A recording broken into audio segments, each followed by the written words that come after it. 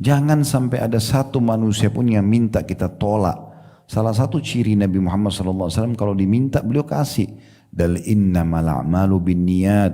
Semua sesuai dengan niatnya. Niat kita sedekah kita dapat pahala. Niat dia menipu dia dihukum sama Allah. Bukan kita.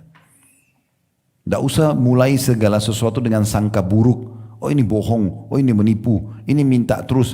Masalah minta terus itu ujian kita, itu ujian harta. Salah satu ujian harta, seringnya orang minta bantuan. Kalau kita lolos, oke, justru kita rangkul, baiklah kebutuhannya apa, saya penuhi. Setiap bulan saya akan kasih. Justru kita jadikan dia sebagai kantong pahala kita, lulus tuh. Makin besar rezekinya akan datang. Tapi kalau kita marah-marah, berkeluh susah, kita pernah bahas di bab sedekah ya. Masih ingat waktu kita baca surah Al-Baqarah ayat 161 sampai 174, tidak boleh menyakiti perasaan si penerima. Kan? Tidak boleh menyebut-nyebutnya. Kan gitu. Itu ujian harta. Kita akan diuji oleh Allah Subhanahu wa taala. Di masa Nabi Muhammad SAW ada satu kejadian pernah Allah menguji para sahabat. Waktu turun salah satu ayat dari surah Al-An'am tentang tidak bolehnya mereka memakan hewan buruan pada saat lagi ihram. Orang kan kalau lagi ihram tidak boleh berburu hewan darat.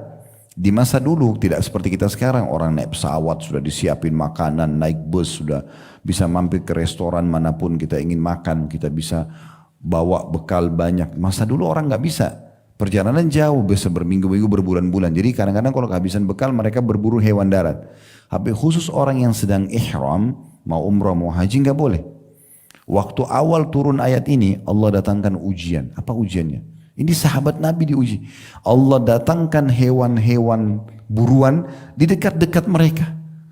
Rusa, hewan-hewan kelinci, datang di dekat kuda mereka, datang dekat kaki mereka, bisa mereka pegang. Nggak pakai panah. Diuji oleh Allah. Itu ujiannya.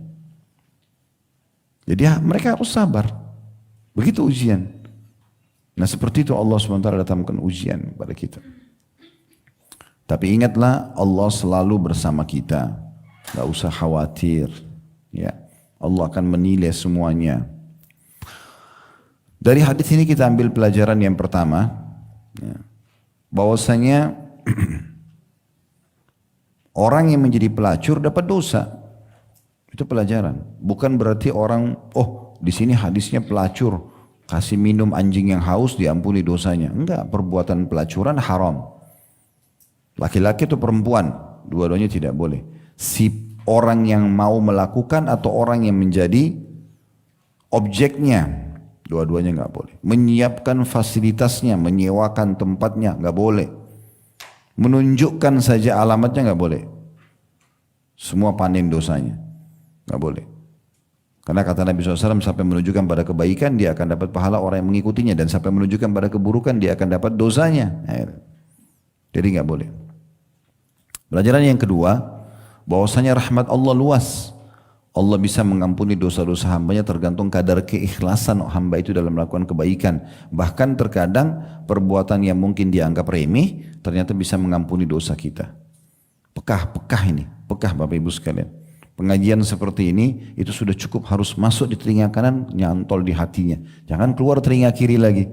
Oh iya saya dengar, oh begitu. Udah selesai bubar, nggak diamalin, nggak jangan. Mulai sekarang kalau bubar ada orang minta kasih. Ada orang yang butuh, jadikan kantong pahala kita. Gak usah peduli dia bohong atau tidak, itu bukan urusan. Orang itu minta terus, justru bantu dia jadikan sebagai kantong pahala kita. Justru begitu. Kalau tidak ada orang miskin yang minta, kira-kira kita mau dapat pahala dari mana? Gitu. Kan gitu. Sempit sekali nanti lingkupnya kalau kita hanya bisa saling membantu sama-sama orang kaya.